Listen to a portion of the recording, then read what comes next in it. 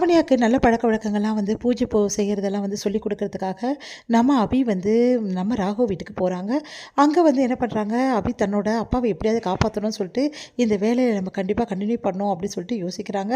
தன்னோட அப்பாவுக்கு தேவையான மெடிசன்ஸ்லாம் வாங்குறதுக்கும் அவருக்கு வந்து ஆப்ரேஷன் பண்ணுறதுக்கும் நிறைய லட்சங்கள் வந்து செலவாகும். அதனால் அது எல்லாமே வந்து அஞ்சலி வந்து தரேன்னு சொல்லியிருக்காங்க. அதனால் நம்ம சீக்கிரமாகவே வந்து இந்த வேலையை முடிக்கணும், நல்லபடி லாவண்யாவுக்கு எல்லாமே சொல்லிக் கொடுக்கணும்னு சொல்லிட்டு நிறைய முயற்சிகள் வந்து அபி வந்து பண்ணுறாங்க.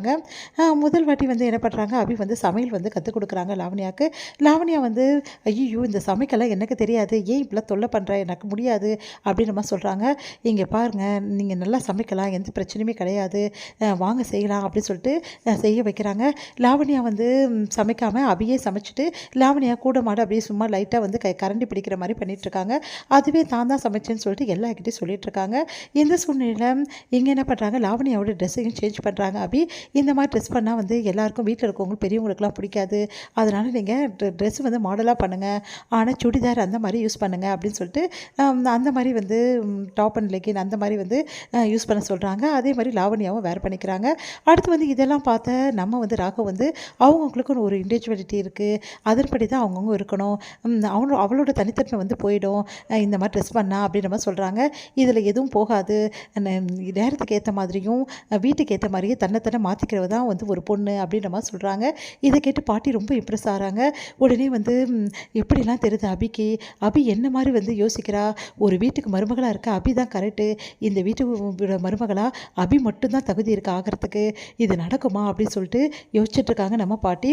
அடுத்து வந்து லாவண்யாவுக்கு வந்து எல்லாமே சொல்லி கொடுத்து கூட்டிகிட்டு வராங்க.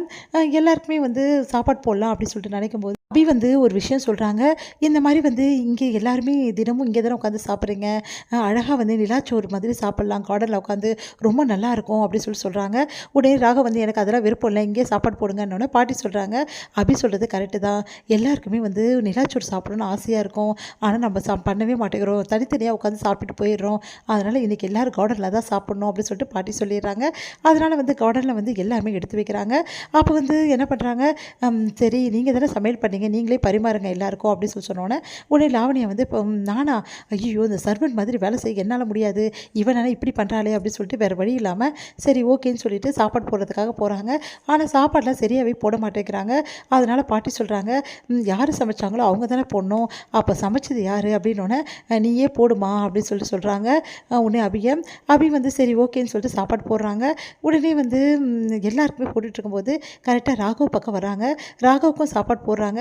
அப்போ ராகவ் அபி ஒருத்தர் தன்னை மறந்து பார்த்துக்கிறாங்க. அடுத்து வந்து இங்கே என்ன பண்ணுறாங்கன்னா, சரி சரி நீ போடுறது போதும் நானே போடுறேன் அப்படின்னு சொல்லிட்டு உடனே என்ன பண்ணுறாங்க, லாவணியா வாங்கி சாப்பாடை போட்டுட்ருக்காங்க. அப்போ எல்லாருக்கும் போடும்போது அபி நீ ஏமா நிற்கிற, நீ உட்காந்து சாப்பிடுமா கூட அப்படின்னு சொல்லிட்டு பாட்டி ஒப்புப்படுறதால அபியும் உட்காடுறாங்க. இவன் உட்காந்துட்டா இப்போ நம்ம தான் சாப்பாடு போடணுமா அப்படின்னு சொல்லிட்டு டென்ஷன் ஆகி எல்லாருக்கும் சாப்பாடு போடுறாங்க. அப்போ வந்து ராகவ் பக்கத்தில் தான் இடம் இருக்குது, அதனால் அபி வந்து ராகவ் பக்கத்தில் போய் உட்காடுறாங்க. ரெண்டு பேருமே சாப்பிட ஆரம்பிக்கிறாங்க. ஆகாஷ் வந்து அபி வந்து ராகவையும் பார்த்துட்டு இவங்க ரெண்டு பேரும் ரொம்ப நெருக்கமாகணுமே அப்படின்னு சொல்லிட்டு வேணுமே இடம் பத்தல சொல்லிட்டு தள்ளி உட்காராரு. ரெண்டு பேருமே இடிச்சுக்கிறாங்க, ஒருத்தர் அப்படியே ரொமான்டிக்காக பார்த்துக்கிறாங்க. அபியும் ராகவும் இதோட முடியுது.